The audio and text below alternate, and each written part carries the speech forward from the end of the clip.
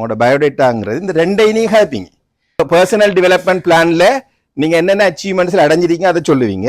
Career development பிளானில் உங்களோட எக்ஸ்பீரியன்ஸில் நீங்கள் என்னென்ன விஷயங்கள் அடைஞ்சிருக்கீங்களோ அதெல்லாத்தையும் என்ன செய்வீங்க, ஹைலைட் பண்ணி காட்டுவீங்க உங்களோட சிவியில். இதை போய் ஷேர் பண்ணுற இடம் தான் அது ஜாப் இன்டர்வியூ.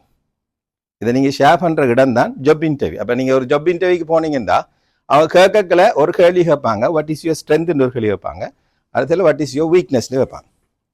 அடுத்து இன்னும் ஒரு கேள்வி கேட்பாங்க, ஸ்ட்ராட்டஜிக்கலி லாங் டேர்மாக உங்களோட பிளான் என்னங்கிற கேட்குற இன்னொரு கேள்வி தான் where do you want to see yourself in 5 years. இது பொதுவான கேள்வி. எல்லா பொசிஷனுக்கும் கேட்க மாட்டாங்க. ஒரு ஹைலி பொசிஷன் ஒரு ஆள் போராள்கிட்ட அந்த கேள்வி கேட்பாங்க, என்ன where do you want to see yourself in 5 years. ஒரு 5 yearsல நீங்கள் எங்கே இருக்க போகிறீங்க, எங்கட கம்பெனியில் எங்கட ஆர்கனைசேஷனில் நீங்கள் எங்கே இருக்கிறத எதிர்பார்க்குறீங்க. இல்லை நான் 2 வருஷம் தான் இருப்பேன், நான் வீட்டில் பிரச்சனை அதுக்கு தான் வந்தேன், அந்த வேலையை முடிச்சு நான் போகிறேன் அப்படின்னு ஒரு நோக்கத்தில் நாம் ஒரு இன்டர்வியூ அட்டென்ட் பண்ணி ஆன்சர் பண்ணினா அந்த ஜாப் நிச்சயமாக நமக்கு கிடைக்காது.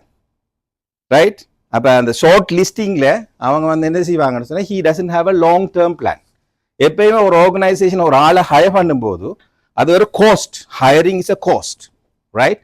அப்போ அந்த கோஸ்ட்டை அவங்க என்ன செய்வாங்கன்னா ஃபியூச்சரில் அந்த கோஸ்ட் என்ன செய்யணும், ப்ராஃபிட்டை கொண்டு வர அந்த கோஸ்ட் கூட ஒரு ப்ராஃபிட்டை ஏர்ன் பண்ணுறதுக்கான ஒரு வழியை தான் ஹெச்ஆர் டிபார்ட்மெண்ட் யோசிக்கும். ரைட்? அப்போ அந்த கோஸ்ட்டை தொடர்ந்து கோஸ்ட் ஆக்காமலுக்கு அதுலேருந்து ப்ராஃபிட்டை ஏர்ன் பண்ணுற ஆர்கனைசேஷன் எப்படி வேல்யூ ஆட் பண்ணி ஆர்கனைசேஷன் க்ரோத்தில் உங்களோட இன்புட் எப்படி வரப்போகுது, நீங்கள் என்ன வகையில் அந்த ஆர்கனைசேஷனுக்கு கண்ட்ரிபியூட் பண்ண போகிறீங்க, லாங் டேர்மில் நீங்கள் எப்படி ஒரு அசெட்டாக அந்த ஆர்கனைசேஷனில் க்ரோத்தில் நீங்கள் வரப்போறீங்கிற ஒரு ஸ்ட்ராட்டஜிக்கலி அவங்க யோசிச்சு தான் என்ன செய்வாங்கன்னு சொன்னால் உங்களை ஆர்கனைசேஷனுக்குள்ளே கொண்டு வருவாங்க. ஒரு நாளுமே ஷார்ட் டேர்ம் பேசிஸில் ஹையரிங் நடக்கிறதில்ல. அப்படி ஹையரிங் நடக்கிறதாக இருந்தால் ஷார்ட் டேர்ம் அவுட் சோர்ஸ் பண்ணுவாங்க, வெளியால் அவுட் சோர்ஸ் பண்ணுவாங்க. வெளியால் அதுக்கு ஆக்கள் இருக்காங்க, தேவைப்பட்டா கான்ட்ராக்ட் பேசிஸில் சர்டன் ஹவர்ஸுக்கு ஆக்கள் வேண்டாம், அந்த ஹவர்ஸுக்கு ஆக்களை சப்ளை பண்ணுவாங்க. அவங்க அது காஸ்ட் எஃபெக்டிவ், அவங்களுக்கு அது லாபம்.